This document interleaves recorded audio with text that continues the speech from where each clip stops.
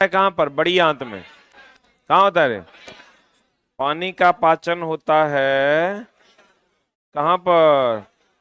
बड़ी आंत में। अब बाद बाकी सभी का पाचन कहाँ होता है? हाँ, छोटी आंत में ना। बाद बाकी सभी चीजों का पाचन छोटी आंत में होता है। कहाँ होता है? छोटी आंत में होता है। और आहार नाल में जो भोजन हम ग्रहण करते हैं किसके द्वारा? क्रमाकुंचन के द्वारा। किसके द्वारा? क्रमाकुंचन क्या है? मांसपेशियों में संकुचन। मांसपेशियों में संकुचन और फैलाव को हम लोग क्रमाकुंचन कहते हैं। यहां से बना था ना पित्त रस की प्रकृति। अब देखो चला, जो उदर रस की प्रकृति अगर कहेगा या जठर रस कहेगा, क्या कहेगा? जठर रस या उदर रस की जो प्रकृति होती है ये अम्लीय होती है। कैसी होती है चला? अम्लीय होती है। पित्त रस जो होता है, पित्त रस जो होता है ये कैसी होती है? क्षारीय। ई अम्लीय होता है हाइड्रोक्लोरिक एसिड के कारण। किसके कारण? आई क्षारीय होता है सोडियम बाइकार्बोनेट यानी बेकिंग सोडा के कारण। किसके कारण? हम आपको बोले थे जितना भी टाइप का सोडा है वो सब का सब क्या है? क्षार है। तो आपको क्वेश्चन कहेगा जठर रस या उदर रस अम्लीय होता है किसके कारण? हाइड्रोक्लोरिक एसिड के कारण। अब पित्त रस क्षारीय होता है किसके कारण? बेकिंग सोडा के कारण। जल्दी से लिख लो।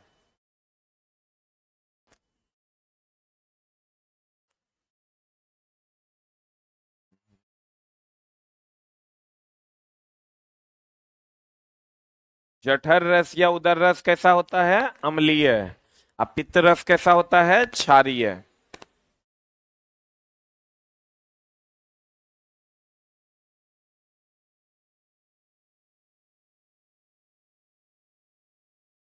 शुक्रवार को चलाएगा हम कर देंगे खत्म।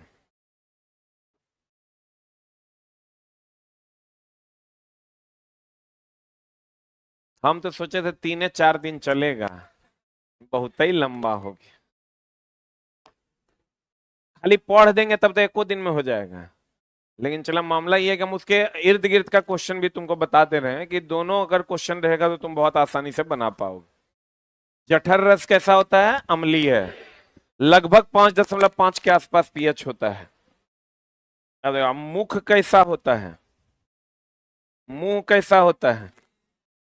मुंह कैसा होता है रे? अम्लीय है। लेकिन एनामेल कैसा होता है?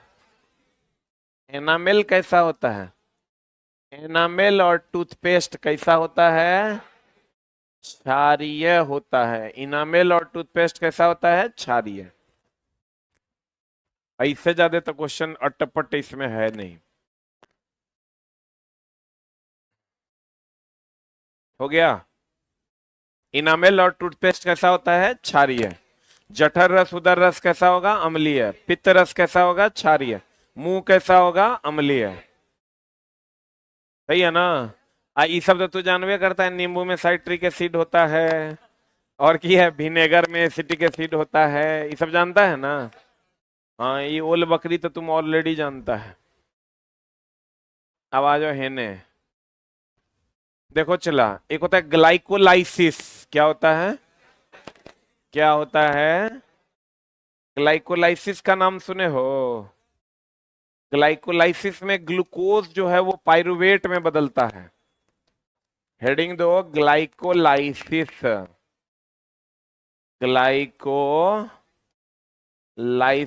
ग्लाइकोलाइसिस में क्या होता है? ग्लूकोज यानी C6H12 C6H12O6 जो है वो बदल जाता है पाइरुवेट में। किसमें बदल जाता है? पाइरुवेट में बदल जाता है। आप पाइरुवेट बोले तो C3H3O3।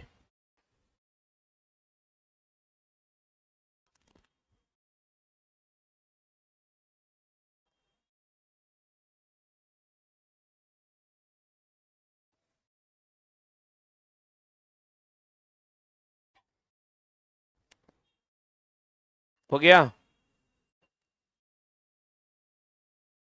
देखो ग्लाइकोलाइसिस में क्या होता है दोस्त मेरे कि ग्लूकोज टूट जाता है किसमें, पायरुवेट में। किसमें टूट जाता है, ग्लूकोज हो गया C6H12O6, आई पायरुवेट में टूटेगा C3H3O3 में।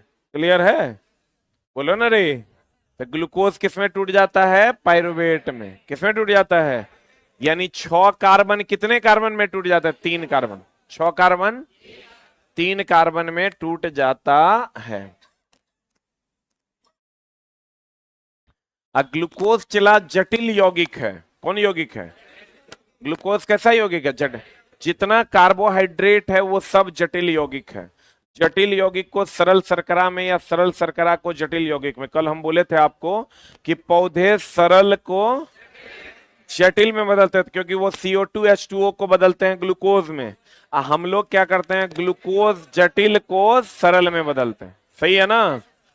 अब कहता है एक 6 कार्बन वाले ग्लूकोज के अणु को 3 कार्बन वाले अणु पायरुवेट में विखंडन होता है और इसे हम लोग ग्लाइकोलाइसिस कहते हैं। क्या कहते हैं इसको, ये जो प्रक्रिया है चला, इसे हम लोग ग्लाइकोलाइसिस कहते हैं। और ये पूरी प्रक्रिया जो है, ये पूरा का पूरा जो मामला है चला, ये कोशिका द्रव्य में होता है। कहाँ होता है, ये पूरा का पूरा मामला कोशिका द्रव्य में होता है। कहाँ होता है चला, ये पूरा का पूरा मामला कोशिका द्रव्य में होता है। ये जो ग्लूकोज पायरुवेट में बदलता है, ये पूरा मामला कहाँ होता है, कोशिका द्रव्य में। और यह प्रक्रिया क्या कहलाती है, ग्लाइकोलाइसिस। क्या कहलाती है, ग्लाइकोलाइसिस कहलाती है। बताओ, यह प्रक्रिया ये तो ग्लाइकोलाइसिस कहलाती है और यह प्रक्रिया कहाँ होता है, कोशिका द्रव्य में होता है। अब देखो चला, पायरुवेट का विखंडन और श्वसन जो होता है, पायरुवेट का जो विखंडन और श्वसन होता है ग्लाइकोलाइसिस के दौरान, तो इसमें 3 बातें होती है। जो बच्चा बढ़िया से समझिएगा, इसका मामला थोड़ा सा गड़बड़ है। अगर हम लोग कहते हैं जो श्वसन हम लोग करते हैं, इसमें 3 बातें हैं। या तो पर्याप्त ऑक्सीजन होगा, या अपर्याप्त ऑक्सीजन होगा, या ऑक्सीजन नहीं होगा। 3 बातें हैं। हम लोग जो श्वसन के दौरान ऊर्जा गेन करते हैं, इसमें 3 बातें हैं। या तो ऑक्सीजन पर्याप्त होगा, या तो ऑक्सीजन क्या होगा दोस्त मेरे, ऑक्सीजन क्या होगा, ऑक्सीजन पर्याप्त होगा, या ऑक्सीजन आंशिक होगा। आंशिक होगा मतलब अपर्याप्त होगा, अपर्याप्त होगा। या नहीं तो ऑक्सीजन क्या होगा, अनुपस्थित होगा। क्या होगा चला, अनुपस्थित होगा। तो इसमें अगर हम बात करें, ऑक्सीजन अगर पर्याप्त होगा तब जो हमको मिलेगा वो मिलेगा CO2 प्लस H2O प्लस क्या मिलेगा, ऊर्जा। अगर ऑक्सीजन अपर्याप्त है, जैसे हम लोग दौड़ते हैं तो हम लोगों को ऑक्सीजन पर्याप्त नहीं मिलता है, तो हम लोग जोर जोर से सांस खींचते हैं क्योंकि हम लोगों को ऑक्सीजन पर्याप्त नहीं मिलता है, और जोड़ों में दर्द भी होने लगता है। क्यों, क्योंकि यहां पर बनता है लैक्टिक एसिड। क्या बनता है, लैक्टिक अम्ल। और जब ऑक्सीजन अनुपस्थित हो जाएगा तो धीरे धीरे आप बेहोश होने लगते हैं, क्योंकि बेहोशी की स्थिति आ जाती है। देखिए, अगर ऑक्सीजन अनुपस्थित हो, वहां पर आपको रख दिया जाए तो धीरे धीरे आप बेहोशी की स्थिति में चलने लगिएगा, हाथ पैर आपका एकदम सुस्त होने लगेगा, क्योंकि इथेनॉल का निर्माण हो जाता है। किसका निर्माण होता है, अभी नहीं सोचना दारू पीने से बढ़िया है ऑक्सीजन हटा दें जीवन से, ना रे। दारू पीने से बढ़िया है कि ऑक्सीजन हटा दीजिए, इथेनॉल का निर्माण होगा, अपने आप का शरीर जो है काम करना बंद कर देगा। ऑक्सीजन पर्याप्त होगा तो क्या होगा, CO2 प्लस H2O प्लस ऊर्जा। ऑक्सीजन आंशिक और अपर्याप्त होगा तो लैक्टिक एसिड प्लस ऊर्जा। ऑक्सीजन अनुपस्थित होगा तो इथेनॉल प्लस ऊर्जा। सही है ना। तो देखो, इसको याद रखने के लिए आप ये समझिए, पर्याप्त होगा तो CO2 प्लस H2O प्लस ऊर्जा, अपर्याप्त होगा तो जो दौड़ते हैं हम लोग तो वो लैक्टिक एसिड का निर्माण करेगा, और अगर एकदम अनुपस्थित हो जाएगा तो बेहोशी आ जाएगी, दैट इज इथेनॉल। क्या हो जाएगा, इथेनॉल का निर्माण करता है। दारू पिए हैं आप लोग कभी? नहीं पीजिएगा भी नहीं। हम एक बार ट्राई किए थे लेकिन चला इतना कड़वा है वो कि पीना मेरे बस में नहीं था, इसलिए हम उसको नहीं पिए। मतलब एक घूंट स्प्राइट नहीं, तुम मतलब साफ ही इतना। तुम देखना जो आदमी दारू पीता है वो सबसे पहले जब एक पैक डालेगा तो ये जो ऐसे करता है ना, एक इसलिए कि चला उसका टेस्ट बहुत ही घटिया है। बस हमको लगता है इतना घटिया टेस्ट का दैनिक जीवन में कुछ भी उपस्थित नहीं है उसके अलावे। अब पता नहीं फिर भी लोग पीते हैं, क्यों पीते हैं तो जो पीते हैं वो जाने। लेकिन चला हम लेकिन एक बार ट्राई किए थे, हमको लगा कि एक बार पी के देखते हैं, सब पी रहा है कहता मजा आता है, एक बार देते हैं पी के। लेकिन चला वो टेस्ट इसका इतना खराब है कि आप उसको पी नहीं सकते। लेकिन बहुत लगभग लोग पीवे करते हैं। तो टेस्ट छोड़ो, लोग कहता टेस्ट को छोड़ो मजा को देखो, तो वही वाला बात है। तो अगर आप नहीं पिए हैं तो कभी पीजिएगा नहीं। ऑक्सीजन अनुपस्थित होता है तो क्या बना देगा? इथेनॉल। क्या बना देगा? तुम लोग लेकिन मन में सोचता होगा अरे आप तो पीवे करते होंगे, ऐसे ही बोल रहे हैं। सोच रहा है था क्या? साफे पागल है कि रे? अच्छा चला, अगर हम पिएंगे तो हम कह देंगे कि हम दारू पीते हैं, कौन जुल्म हो जाएगा? मेरा कौन क्या उखाड़ लेगा? भाई पैसा कमाते हैं हम अपने पैसे का पीते हैं, इसमें क्या? तो हम स्टूडेंट नहीं है ना, है मन करेगा पिएंगे। अभी चला मन कर नहीं रहा है, जब मन करेगा शुरू करेंगे। हम सोचे हैं 60-65 के बाद शुरू करेंगे। 65 के बाद करने से फायदा ये होगा ना, कैंसरो होगा। हमरा कहेगा डॉक्टर कैंसर हो गया, तो हम कहेंगे हाँ समय पुरले होने दो, जितना दिन है उतना। एकदम चला ये सब घटिया काम नहीं करना है। गुटखा कितना लोग, खैनी कितना आदमी खाता है? ईमान विद्या कसम हाथ खड़ा करो तो के खाता है खैनी? विद्या कसम है। 1 2 3 4 चला कौन है जे खाता है? हाथ खड़ा करो, नहीं तो 1 नंबर से नहीं होगा नौकरी।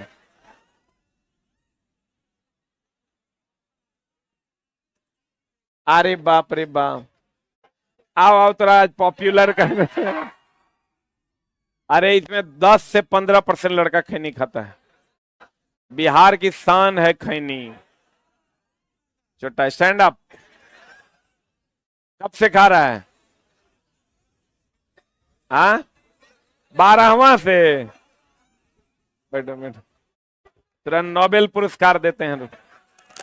देखो चला, ऑक्सीजन पर्याप्त मात्रा में होने पर CO2 प्लस H2O प्लस ऊर्जा, और ऑक्सीजन अपर्याप्त या आंशिक मात्रा में होने पर लैक्टिक एसिड प्लस ऊर्जा। ऑक्सीजन अनुपस्थित होने पर, ना होने पर नहीं, होने पर क्या बनेगा? इथेनॉल प्लस CO2 प्लस ऊर्जा। 9 को काट दिया। अब देखो चला, एटीपी का नाम सुने हो ना? Adenosine triphosphate. एटीपी की अगर हम बात करें, एडिनोसाइन ट्राइफॉस्फेट, यही ना रे? इसको हम लोग ऊर्जा मुद्रा भी कहते हैं। क्या कहते हैं इसको? ऊर्जा मुद्रा भी कहते हैं। एटीपी का निर्माण कहाँ होता है? माइटोकॉन्ड्रिया में। कहाँ होता है एटीपी का निर्माण? माइटोकॉन्ड्रिया में होता है। और एटीपी को ऊर्जा मुद्रा भी कहते हैं। एटीपी का निर्माण कहाँ होता है? कहाँ होता है? माइटोकॉन्ड्रिया में होता है, एडिनोसाइन ट्राइफॉस्फेट। और इसको हम लोग क्या कहते हैं? चला ऊर्जा मुद्रा। क्या कहते हैं इसको? ऊर्जा मुद्रा कहते हैं। एक एटीपी के श्वसन से 30.5 किलो जूल पर मोल ऊर्जा की प्राप्ति होती है। ये याद रखना होगा। हमारे शरीर में जो वसा है वो 1 कैलोरी अगर जलेगा, 1 कैलोरी अगर हमारे शरीर में ऊर्जा का काम होगा तो एक वसा में 9.2 कैलोरी पर ग्राम ऊर्जा होता है। कितना? 9.2 कैलोरी पर ग्राम। अगर आपको कहेगा 1 एटीपी श्वसन होगा तो कितना किलो जूल पर मोल निकलेगा? 30.5 किलो जूल पर मोल ऊर्जा मिलता है। अब देखो चला क्वेश्चन आता है कि पौधों में, किसमें चला? पौधों में हम आपको पीछे भी बताए थे कि परासरण विधि द्वारा क्या होता है? खनिज का संचरण होता है। किसके द्वारा? परासरण विधि द्वारा ही ना पानी का संवहन करते हैं हम लोग। या पानी का जो परासरण विधि है क्या? अगर पानी अपने आप अवशोषित हो गया तो यह विधि क्या कहलाती है? परासरण। देखो बात बताओ, जड़ में हम मोटर लगेले हैं, अपने आप अवशोषित होता है तो यह क्रिया क्या है? परासरण। तो हम ये कह सकते हैं कि पौधों में परासरण होता है। बोलन रे, पौधों में क्या होता है? पौधों में परासरण की घटना होती है। परासरण क्या है? लिखिएगा परासरण। परासरण लिख के डैश दीजिएगा।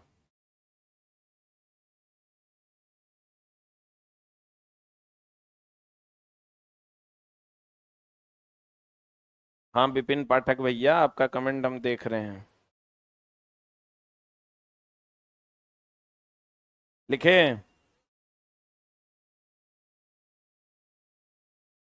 लिखे हो? क्या लिखे? पौधों में परासरण विधि द्वारा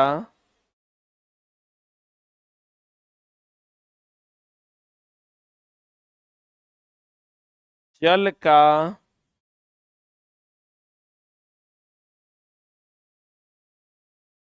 अवशोषण होता है।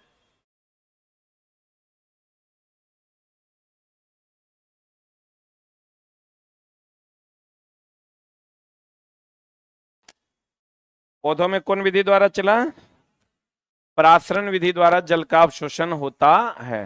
देखो पौधों में जल, खनिज लवण कौन विधि द्वारा?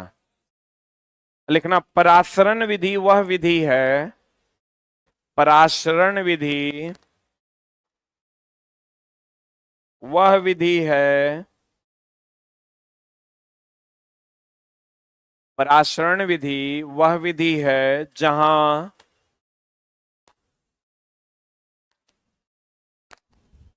द्रव एक जगह से दूसरे जगह, जहां द्रव एक जगह से दूसरे जगह अपने आप पहुंच जाते हैं, अपने आप पहुंच जाते हैं। जहां द्रव एक जगह से दूसरे जगह अपने आप पहुंच जाते हैं। तो ये खनिज लवण भी चला द्रव्य के रूप में न होता है। यह क्रिया केशिका क्रिया है कि कोशिका क्रिया है? केशिका क्रिया है। कहता है पौधों में जल खनिज लवण परासरण विधि द्वारा तथा CO2 और O2 का विनिमय कौन विधि द्वारा? गैसों को का विनिमय, विनिमय का मतलब होता है इंटरचेंज। विनिमय का मतलब इंटरचेंज करना, विनिमय का मतलब इंटरचेंज का मतलब हुआ चला कार्बन डाइऑक्साइड लेना और ऑक्सीजन देना। तो यह कौन विधि है? विसरण। ये कौन विधि है?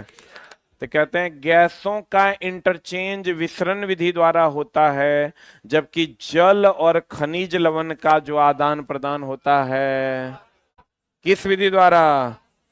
परासरण विधि द्वारा। कभी कभी क्वेश्चन आता है चला प्लोएम जो है किसका संचरण करता है? खनिज का ना। लेकिन आप याद रखिए खनिज और एमिनो एसिड का, खनिज और किसका? Amino acid. लड़का मार देता है खनिज, लेकिन अब ऑप्शन में थोड़ा सा गड़बड़ी कर दिया। सब जानता है जाइलम जल का प्लोएम खनिज का, जाइलम जल का प्लोएम खनिज का। तुमको क्वेश्चन देगा प्लोएम किसका संचरण करता है, अगर दे देगा प्लोएम किसका संचरण करता है तो एक ऑप्शन खनिज रहेगा, एक ऑप्शन खनिज और एमिनो एसिड रहेगा, तो वही मारना। बोलन रे, खनिज और क्या? Amino acid. खनिज और क्या? खनिज और क्या? Amino acid. खनिज और एमिनो एसिड। अब बताओ, तो हमने कहा जल और खनिज लवण का संचरण कौन विधि द्वारा? परासरण विधि द्वारा। कौन विधि द्वारा? गैसों का इंटरचेंज होता है विसरण विधि द्वारा। कौन विधि द्वारा? विसरण विधि द्वारा।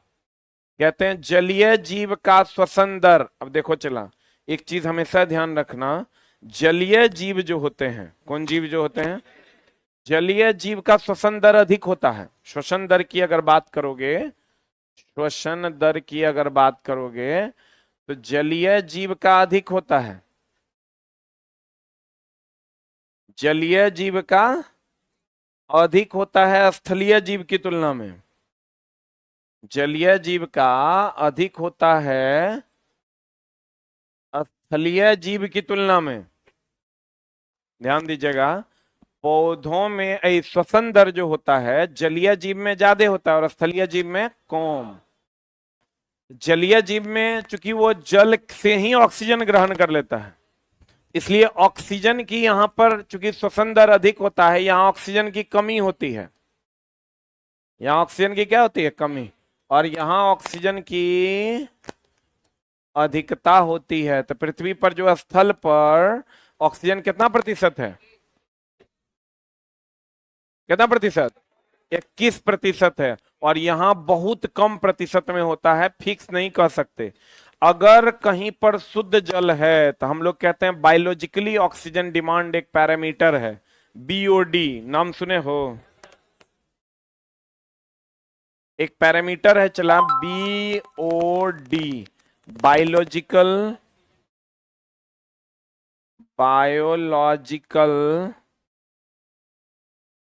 Oxygen demand. क्या होता है चला, बायोलॉजिकल ऑक्सीजन डिमांड, जिसको हम लोग क्या कहते हैं, बीओडी। एगो चीज ध्यान रखना, शुद्ध जल अगर है तो शुद्ध जल है कर मतलब समझ लो कि ऑक्सीजन अधिक है, बोलेंगे। तो बताओ जकरा में ऑक्सीजन अधिक होगा तो बायोलॉजिकली ऑक्सीजन डिमांड जो होगा वो क्या होगा, कम, बोलबे नहीं करेगा। ए इधर पहले ध्यान दो तब लिखना, पूछता है क्वेश्चन चला, कहता है बीओडी बोले तो बायोलॉजिकली ऑक्सीजन डिमांड। अगर शुद्ध जल है तो ऑक्सीजन डिमांड, ऑक्सीजन की मात्रा ज्यादा होगी, ऑक्सीजन की मात्रा ज्यादा होगी तो डिमांड कम होगा। जिसकी मात्रा आपके पास ज्यादा होती है उसका डिमांड आपके पास क्या होता है, कम होता है। किसी भी चीज की मात्रा अगर आपके पास चला जी ज्यादा है तो आप उसका डिमांड कीजिएगा, एक मतलब अगर डिमांड नहीं है एक मतलब आपके पास मात्रा पर्याप्त है। अगर मात्रा कम रहेगा तो तुरंत डिमांड हाई हो जाएगा कि नहीं हमको वो बात चाहिए ही चाहिए। क्लियर है, बोलो न रे। जैसे आपके पास अगर कोई ऐसा चीज हो जो बहुत ज्यादा हो गया हो, पहले नहीं था लेकिन अब है, अब है तो अब उसका डिमांड आपके पास क्या हो जाएगा, कम हो जाएगा, बोलो न रे। रसगुल्ला तुरा भर पेट खिला दें, हम तुरा कहेंगे और रसगुल्ला खाओगे और खाओगे, तो ना ना छोड़ो, मांग रहे थे देवे नहीं किया, अब हमरा अपने है, अब हमरा तो रसगुल्ला की कोई जरूरत नहीं है, बोलो ना रे। अब एक रात तुम लोग दूसर जगह लेके जा रहा है जी। दैनिक जीवन भी ऐसे ही चलता है। अगर मान लो कि तुम्हारी मैडम तुम्हारा फोन नहीं उठा रही है तो समझ लो कि तब तोहर जरूरत होगा नहीं, यही ना बात है। अब केकर करने उठा रही है देख लो। कहते हैं अगर अशुद्ध जल है, कौन जल है, सब बात में उल्टा सोच लेता है। अशुद्ध जल है तो ऑक्सीजन क्या है, कम, ऑक्सीजन क्या है चला, ऑक्सीजन क्या है, कम, ऑक्सीजन कम होगा तो बायोलॉजिकली ऑक्सीजन डिमांड क्या होगा, ज्यादा। जल्दी लिख,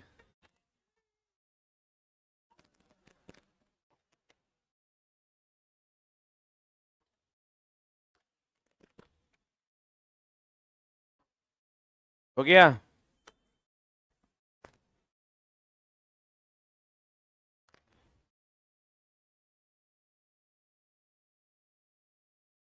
हम लोग जो चला शुद्ध जल पीते हैं ना, अगर आप कहते कहिएगा जैसे कैंगन वाटर वगैरह, कुछ कुछ पानी तो ऐसा है चला जो 600 रुपये लीटर भी है, 600-700 रुपये लीटर है, तो उसमें ऑक्सीजन की मात्रा ज्यादा है। तो ऑक्सीजन की मात्रा ज्यादा होगा तुम्हारा पाचन सही हो जाएगा, एनर्जी लेवल तुम्हारा सही हो जाएगा, CO2+H2O+ ऊर्जा बनने लगेगा। ऑक्सीजन की मात्रा, अशुद्ध जल पियोगे तो उसमें ऑक्सीजन की मात्रा कम रहेगी, ऑक्सीजन की मात्रा कम रहेगी तो क्या बनेगा, लैक्टिक एसिड, लैक्टिक एसिड बनेगा तो क्या होगा, थकान, थकान है ना होगा, जल्दी थक जाओगे। तो अगर आप चाहते हो एनर्जी लेवल मेंटेन रहे तो कैसा जल पीना है, शुद्ध जल। क्लियर है? बोलो न रे। क्या कुछ ऐसा भी फिल्टर है चला, वो अभी मेरे घर पे कुछ दिन पहले आया था, वो 8.5 लाख रुपए का खाली फिल्टर था। 8.5 लाख का फिल्टर था। उसमें गुण क्या था? वो जल को आयनीकृत करता था, जल को आयन में तोड़ देता था। जब आयन में टूट जाता था तो जब आप उसको पीजिएगा तो उसका तो H2O जो है अगर आयन में टूट जाएगा तो किस में बदल जाएगा? H प्लस प्लस, वो H माइनस में टूटेगा। आज जब ये टूट जाएगा तो इसको इलेक्ट्रॉन चाहिए दूसरा, ई प्लस है तेरा माइनस चाहिए, माइनस है तेरा प्लस चाहिए। अगर मतलब ये दूसरे को अपने साथ जोड़ेगा, जोड़ेगा तो दूसरा टूटेगा, दूसरा टूटेगा, तुम्हारा पाचन आसान हो जाएगा। नहीं समझा? पाचन कब होता है? जब बॉन्ड टूटेगा खाना कि जुटेगा खाना?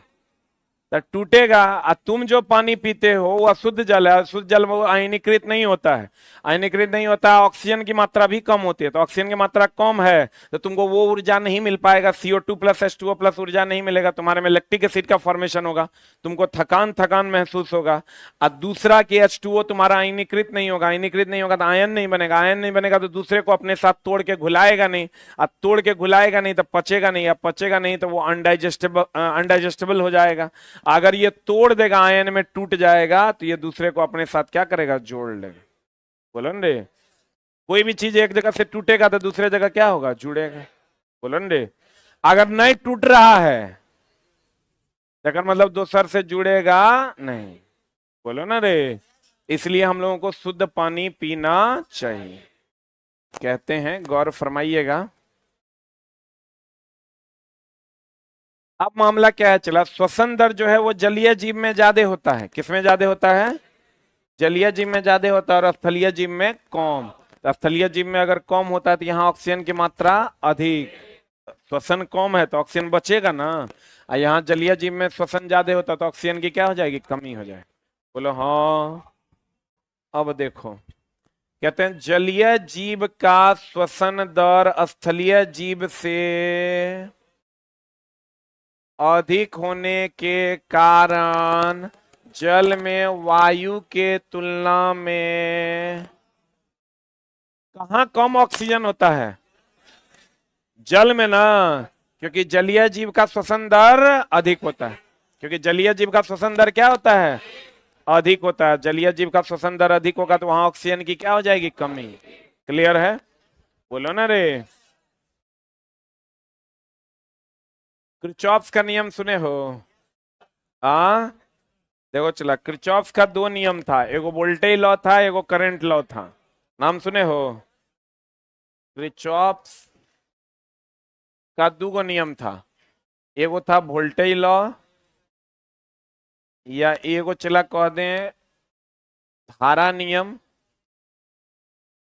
या इसी को हम लोग कहते हैं जंक्शन लॉ। ये पहला लॉ था, या इसी को हम लोग कहते हैं नोड लॉ। Node law. एक होता है चला, एक होता है वोल्टेज लॉ। कौन लॉ चला? Voltage law. अब वोल्टेज लॉ को हम लोग क्या कहते हैं? Loop law. ये दोनों जो है ना, ये क्या कहता है? ये कहता है इनकमिंग करंट बराबर आउटगोइंग करंट। अगर किसी पर 2 एम्पियर की धारा यहां आ रही है किसी पॉइंट पर, और 3 एम्पियर की धारा यहां से आ रही है, तो जो निकलने वाली धारा होगी वो कितना होगी? 5 एम्पियर। ये धारा के प्रवाह को बताता है। किसको बताता है? ये कहता है बंद लूप में कुल वोल्टेज 0 होगा। बंद परिपथ में कुल वोल्टेज जो होगा, कुल वोल्टेज क्या होगा? 0 होगा ना। कुल वोल्टेज कितना होगा? 0। तो ये किरचॉफ का नियम धारा के प्रवाह के बारे में बताता है कि जितना आएगा उतना जाएगा। लेकिन यही फैराडे का नियम है, फैराडे का विद्युत चुंबकीय प्रेरण का नियम, ये धारा उत्पन्न होने के बारे में बताता है कि फ्लक्स कटेगा तो क्या जनरेट होगा? ईएमएफ। बोलो रे। धारा के उत्पन्न होने के बारे में कौन बताता है? फैराडे। कौन बताता है? कौन बताता है? फैराडे। लेकिन धारा के प्रवाह के बारे में कौन बताता है? किरचॉफ। बोलो हाँ, बोलो हाँ। इसको हम लोग कहते हैं धारा। यह नियम धारा या आवेश संरक्षण। कल तो था, हमको लगता है एएलपी वाला टेस्ट में, कल एएलपी वाला टेस्ट में था ना। ये ऊर्जा संरक्षण।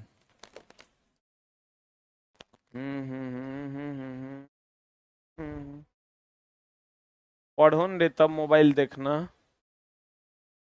पढ़ो, ज्यादा मोबाइल नहीं रहेगा जाने नहीं बचेगा।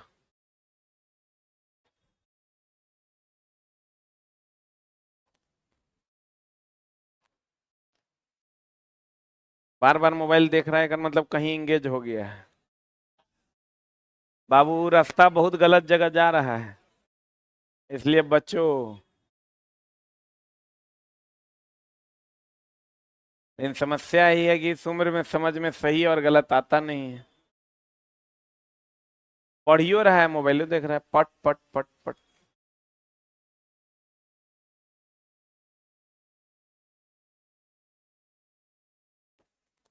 लेबर में जब काम करना पड़ेगा ना, तभी दिन याद आएगा। इसलिए चला पढ़। हो गया? लिखने रे जल्दी। अरे हो गया।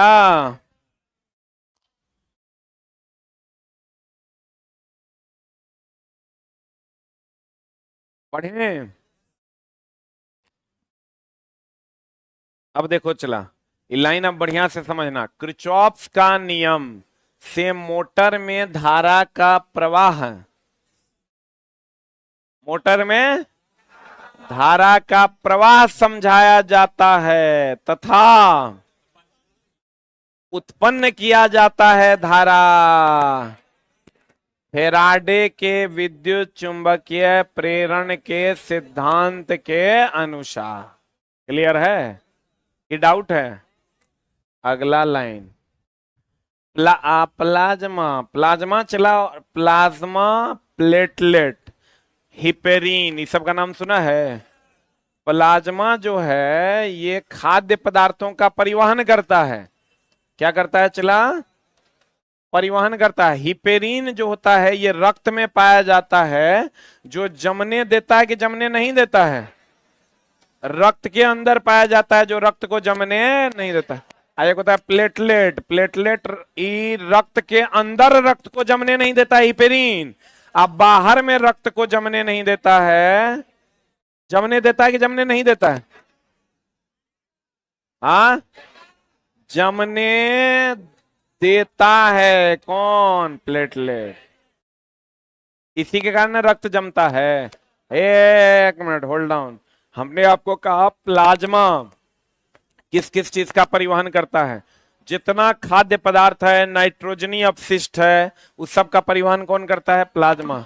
हिपेरिन रक्त के अंदर जमने नहीं देता है, और प्लेटलेट जो है वो जमने देता है। जमने देता। कहाँ? बाहर कि अंदर? बाहर में। अंदर में जम जाएगा तो गड़बड़ा जाएगा। बाहर यह जमने देता है। कौन जमने देता है? प्लेटलेट। ये कहाँ? बाहर के अंदर। आई कहाँ? अंदर, रक्त के अंदर, मतलब शरीर के अंदर। बोलो न रे।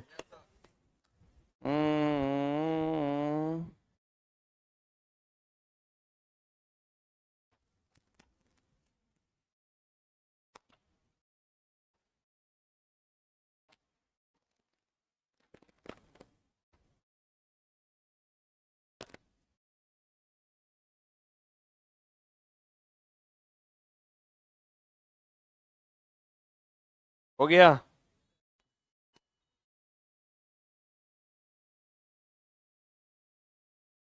अरे हुआ?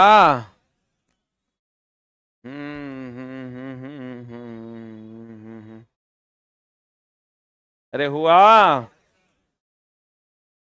अब देखो, कहता है प्लाज्मा भोजन CO2 तथा नाइट्रोजनी उपस्थित का, नाइट्रोजनी अपशिष्ट का, नाइट्रोजनी अपशिष्ट का क्या करता है? वहन करता है। किसका किसका? भोजन का CO2 का, और किसका? नाइट्रोजनी अपशिष्ट का क्या करता है? वहन करता है। लसिका का नाम सुना है रे? चिपचिपा पदार्थ होता है। लसिका क्या है? एक चिपचिपा पदार्थ होता है जो वसा का वहन करता है। किसका वहन करता है? लसिका एक चिपचिपा पदार्थ है। टेस्ट वगैरह करने के लिए हम लोग इसी का उपयोग करते हैं, सफेद कलर का। कभी ऐसा हुआ होगा कट खुट जाता है तो वो चिपचिपा द्रव निकलता है, तो उसको हम लोग लसिका कहते हैं। टेस्टिंग में भी हम लोग उसी का उपयोग करते हैं। रक्त का भाग है, यह किसका वहन करता है? वसा का। किसका वहन करता है? इसीलिए देखना वो तेल जैसा चिपचिपा रहता है। तेल जैसे चिपचिपा नहीं रहता है, क्योंकि वसा भी तो फैटे न है। तो फैट है तो कहते हैं लसिका एक चिपचिपा पदार्थ है जो पाचित वसा का क्या करता है? वहन करता है। ये एनसीईआरटी का डायरेक्ट क्वेश्चन आपको मिलेगा। हृदय कौन सा अंग है? अस्थि है उसमें कि पेशी है? पेशी मतलब मांसपेशी है, हड्डी न है। तो हृदय कहता है एक पेशीय अंग है जो हमारे किसके आकार का होता है? मुट्ठी के आकार। एड्रीनलिन ग्लैंड यहीं से ना ऑपरेट होता है। कहां से? हृदय से। कहां से? एड्रीनलिन ग्लैंड जो होता है, जिसको हम लोग एड्रीनलिन हार्मोन देता है, लरो या उरो हार्मोन कहते हैं ना उसको, उसका संबंध कहां से है? हृदय से। कहां से है? इसका आकार कितना बड़ा होता है? मुट्ठी के आकार। कितना बड़ा होता है? मुट्ठी के आकार का होता है। एक सामान्य मनुष्य के रक्तदाब का ही तो सबको पता होगा, सिस्टोलिक डायस्टोलिक। बोलो ना रे। ये हो गया चला सिस्टोलिक। लेकिन तुम लोग हिंदी ऑप्शन चूज करेगा तो वहां देगा प्रकुंचन। अनुशीतलन बोले तो डायस्टोलिक। बोलो ना रे। सिस्टोलिक कितना? 120 और डायस्टोलिक कितना? 80। इस सामान्य मनुष्य का है।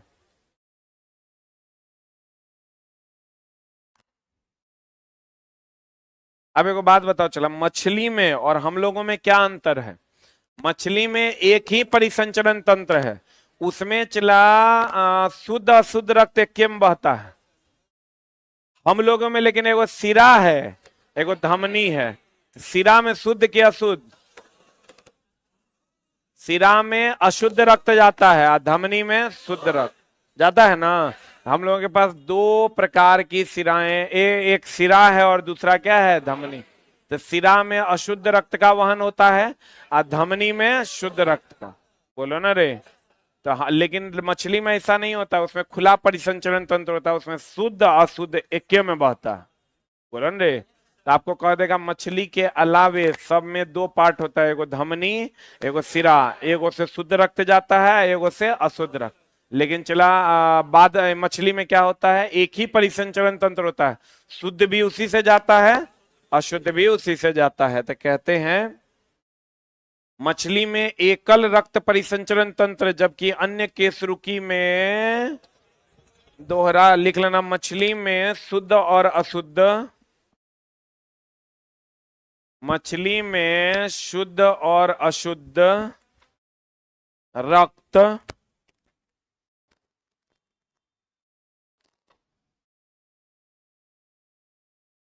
मछली में शुद्ध और अशुद्ध रक्त एक ही परिसंचरण तंत्र में होता है। एक ही परिसंचरण तंत्र में होता है।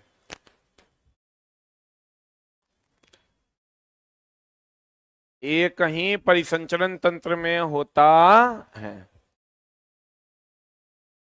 अभी तुरंत बताए थे, बताओ। प्लेटलेट शरीर से बाहर रक्त का थक्का बनाता है कि अंदर? हिपेरिन शरीर के अंदर रक्त जमने नहीं देता। बताए थे ना, ये जब कट खोट जाता है तब जो थक्का बनाएगा वो कौन बनाएगा? प्लेटलेट।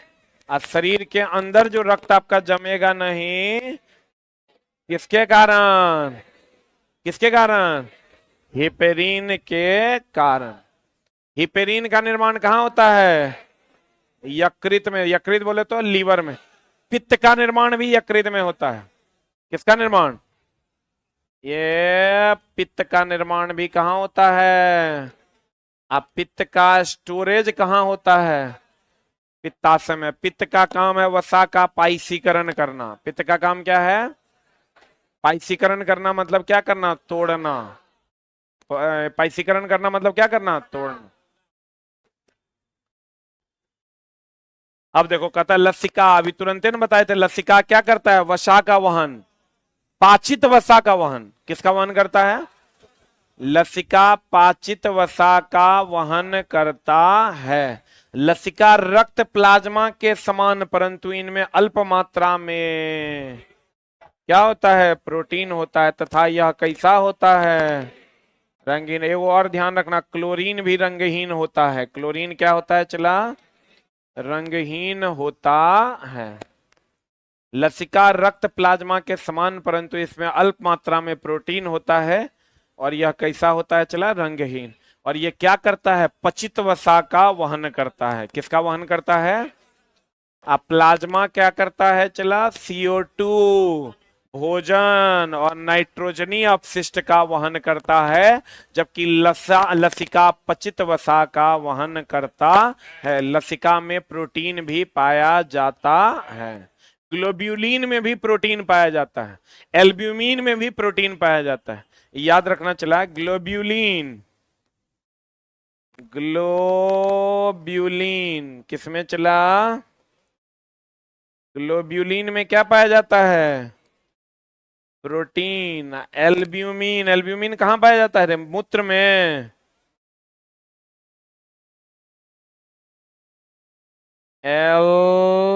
एल्ब्यूमिन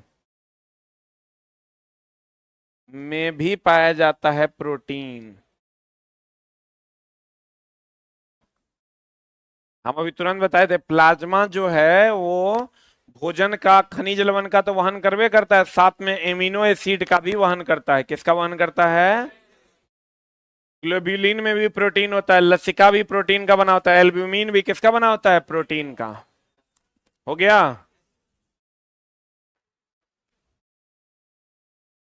बढ़िए।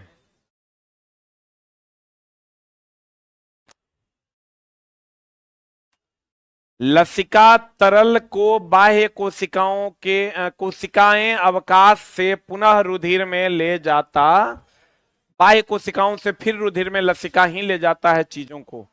पादप में अधिकांश कोशिकाएं कैसी होती है? मृत होने का। अब देखो चला, पादप में, पौधों में कम ऊर्जा की आवश्यकता होती है। क्यों होती है? क्योंकि इसका जो बाहरी उत्तक है, जो बाहरी आवरण जिसको आप कहते हैं मृदु उत्तक, मृदु उत्तक कहते हैं ना, उचला कंप्लीट मरा हुआ होता है, उसमें कोई जान नहीं होता है। इसलिए मनुष्य की तुलना में, स्तनधारी की तुलना में पौधों को कम भोजन की आवश्यकता होती है। देखते नहीं, एक बार हम लोग पौधा लगा देते हैं और उसको 2 महीना बाद, 3 महीना बाद, 6 महीना बाद भी खाद देते हैं तो कोई दिक्कत होता है? आम वाम में तो देखते हैं जब आम फलने का टाइम आता है उससे कुछ दिन पहले लोग एक बार खाद लगा देता है। तो पौधों को कम ऊर्जा की जरूरत होती है क्योंकि उसमें बहुत सारे उत्तक मृत हैं। बहुत सारे उत्तक क्या हैं? मृत हैं, जिसको ऊर्जा की कोई आवश्यकता नहीं है। तो कहते हैं, आपको कहेगा क्वेश्चन कि पादप में अधिकांश कोशिकाएं मृत होने के कारण इसे कम ऊर्जा की आवश्यकता होती है कि ज्यादा? कम ऊर्जा की आवश्यकता होती है। वाष्पोत्सर्जन, जाइलम में जल की गति, चूसक प्रेरक बल, इचलक। देखो एक चीज का ध्यान रखना, वाष्पोत्सर्जन, एक मिनट होल्ड डाउन। जाइलम में जल की जो गति होती है ये कोशिका टू कोशिका होती है, सेल टू सेल। कोशिका से कोशिका में, लिख लो, कहता है वाष्पोत्सर्जन, जाइलम में जल की गति कोशिका से कोशिका में चूसक या प्रेरक बल द्वारा होता है। हम बताते हैं कैसे। अभी तुरंत आपको बताए थे हम परासरण, याद है? क्या बताए थे? चला परासरण क्या बताए थे? तो परासरण एक प्रकार का चूसके बल ना है रे। जैसे पानी का परासरण होता है, तो पानी का परासरण होता है तो पानी हम लोग जड़ में डालते हैं और उसका क्या कर लेता है? चूसन कर लेता है। तो चूसके बल के द्वारा ना परासरण होता है। तो हम लोग कहते हैं प्लोएम हो या जाइलम हो, कौन बल काम करता है वहां? चूसक। चूसक बल को ही हम लोग क्या कहते हैं? प्रेरक बल के नाम से जानते हैं। अभी तुरंत बताए थे हम, प्लोएम के बारे में सब जानता है, खनिज लवण या भोजन का संचलन करता है। जाइलम जल का, प्लोएम किसका? खनिज लवण का। प्लोएम किसका? खनिज लवण का। लेकिन जानिए आपकी प्लोएम पादप में भोजन के अलावे किसका? एमिनो एसिड का संचरण करता है। किसका संचरण करता है? ये तो 112 पढ़े होंगे, जाइलम जल का, प्लोएम खनिज लवण का, जाइलम जल का, प्लोएम खनिज लवण का, जाइलम जल का, प्लोएम खनिज लवण। लेकिन अब आप ये जानिए कि प्लोएम खनिज लवण का तो करवे करता है, साथ में क्या रहता है? Amino acid. साथ में क्या रहता है? Amino acid. एमिनो एसिड से किसका निर्माण होता है? प्रोटीन का। अब प्रोटीन से उत्तक का, उत्तक से अंग का, अंग से शरीर का। अब कहता है चला मानव उत्सर्जन तंत्र, जैसे देखो किडनी उत्सर्जन तंत्र है। किडनी क्या है चला? अब बताओ किडनी काय गो होता है? 2 गो। ये क्वेश्चन एनसीईआरटी का है, अगर आप पढ़िएगा एनसीईआरटी तो आपको मिल जाएगा। 2 गो किडनी होता है। इसको कहते हैं चला मूत्रवाहिनी। मूत्रवाहिनी काय गो होता है? 2 गो। इसको कहते हैं मूत्राशय। ई हो गया मूत्रमार्ग। मूत्रमार्ग हो गया कै गो? एगो। मूत्राशय हो गया एगो। मूत्रवाहिनी हो गया 2 गो। अब वृक्क हो गया 2 गो। कितना बारी क्वेश्चन हम बताए भी हैं, ये एनसीईआरटी का डायरेक्ट क्वेश्चन है। कहते हैं मानव में ये 2 गो किडनी होता है, 2 गो मूत्रवाहिनी होता है, एगो मूत्राशय होता है। ये क्या है? मूत्रवाहिनी। ई क्या है? मूत्रमार्ग। ई क्या है? क्या है ये? मूत्राशय। ई क्या है? किडनी। ई क्या है? किडनी। मानव उत्सर्जन तंत्र में एक जोड़ा वृक्क, वृक्क बोले तो किडनी, 2 मूत्रवाहिनी। कितनी मूत्रवाहिनी? और एक क्या? मूत्राशय और एक मूत्र मार्ग होता है। क्लियर है? कितना किडनी होता है? 2 गो। मूत्रवाहिनी का एगो? 2 गो। मूत्राशय का एगो? एगो। मूत्र मार्ग का एगो? एगो। कृत्रिम वृक्क का नाम सुना है ना? डायलिसिस जो हम लोग कहते हैं, अपोहन। अरे मशीन लगा के आजकल चला किडनी फेल्योर खूब हो रहा है।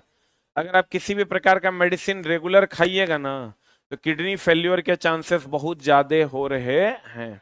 कोई भी मेडिसिन, जैसे कुछ लोगों को गांव घर में अभी हम देखे, तो वो मेडिकल शॉप वाला हमारा दोस्त है, उसके दुकान पे हम थे, तो एक आदमी था, वो आया तुरंत गैस का दवाई लेने। गैस का दवाई लिया, वो चल गया। बेचारा गरीब आदमी था, 6 टका का टेबलेट, सब 6 टका 7 टका डेली कमाता था लेबर में। आया अपना 7 टका का दवाई लिया, चल गया। फिर आया अगले दिन, फिर हम गए संजोग से उसी टाइम में, तो फिर वो एक दवाई लेके 60 टका का चल गया। हम बोले कि भाई जो तुम दवाई खा रहे हो, ये 60 टका 60 टका 60 टका, ये कब से खा रहे हो गैस का दवाई? बोला पिछले 7 साल से खा रहे हैं।